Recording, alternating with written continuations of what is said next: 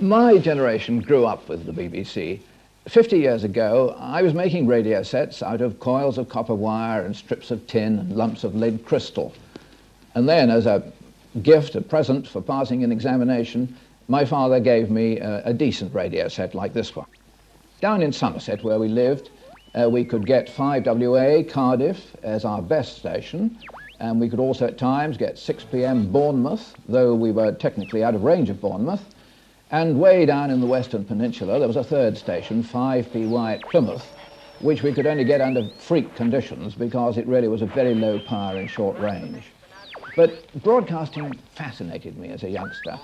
I saved up enough money for a day trip to Cardiff, and I wrote to the BBC and asked them if I could call. They seemed a bit surprised when I got there. They weren't expecting a schoolboy, I suspect. They thought an adult was coming to visit them. The visit was all over in about 10 minutes, but they said I could hang around, and they gave me a seat in a corner of the control room. Of course, in those days, all West Country artists and speakers had to go over to Cardiff to broadcast, like Hedley Goodall, for example. Yes, indeed. Not only was the actor expected to play 2 or 3 parts, but also to provide his own sound effects. I can remember this led to a very amusing situation once, because either the script hadn't arrived or they hadn't read the climax of the play, but I found myself playing both the hero and the villain and a Scots doctor. At the end of the scene went something like this. "Got you at last! This time you shan't escape!" Don't shoot! Don't shoot! "Too late! Nothing can save you now!"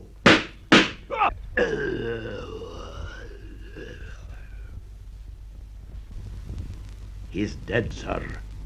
Shot through the heart. And he deserved to die.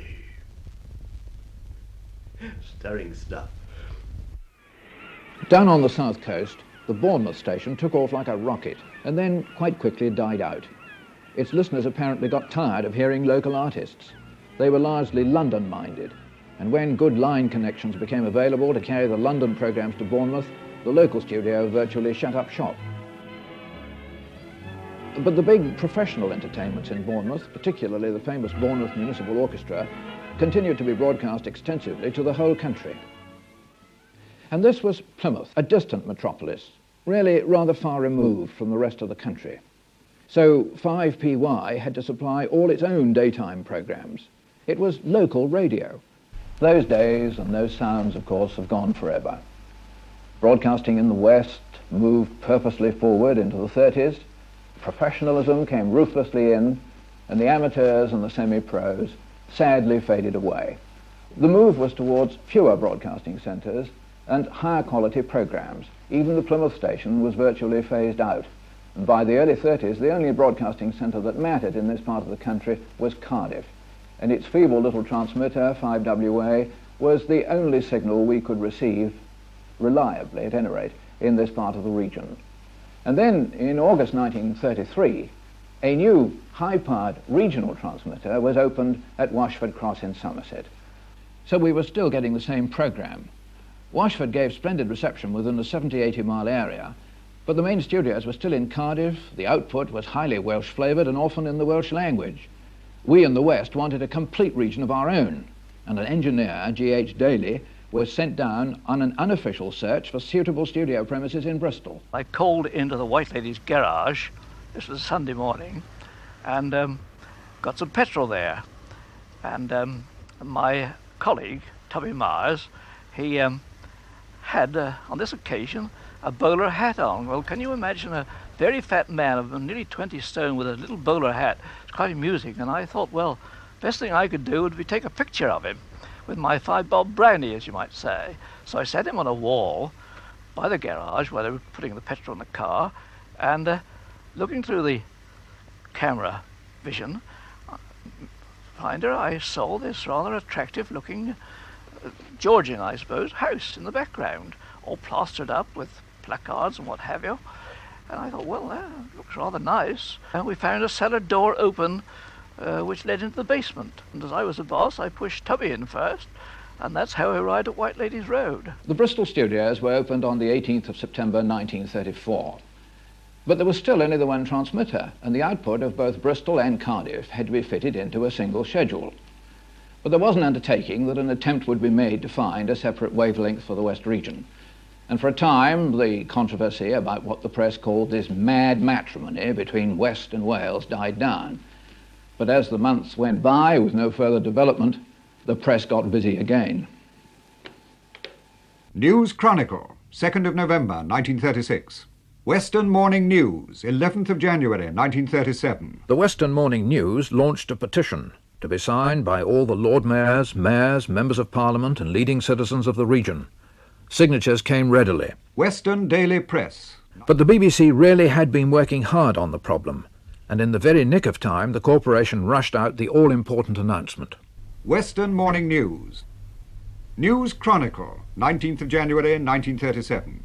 And 2 days later, Western Morning News, 21st of January, 1937. So an independent West region was created at last. Its first controller was Mr. Gerald Beadle, later Sir Gerald Beadle. And in the end he became director of BBC Television. He held the post in Bristol for 19 years. The first regional producer to be appointed was Patrick Beach. Now, we had a very small staff in those days. We had titles. I was called a features producer, but I did music, plays, light entertainment, variety, and a regular magazine in which, incidentally, Frank Gillard used to appear. But between the half dozen or so of us, we covered pretty well every kind of program that there was. Indeed, by the end of the 30s, West Region could claim to be giving an all-round service of entertainment to its regional listeners. By June 1939, entirely new transmitters, one at Start Point and the other at Clevedon, were ready for service, and the Duke of Somerset at Start Point gave the opening speech in the presence of a galaxy of regional VIPs. A few minutes ago, the old transmitters at Washford, Bournemouth and Plymouth were closed down for the last time. These were old friends to many of us. They did splendid service in their time, and we regret their passing. But their places have rightly been taken by other transmitters, newer and more up-to-date. Transmitters designed to give a greater range of reception and a better service to a larger number of listeners. In this, the British Broadcasting Corporation are to be congratulated. For some years, they have been dissatisfied with the reception, particularly in the far west and along the south coast. They planned and have now built this splendid transmitter on Start Point, from which I am speaking.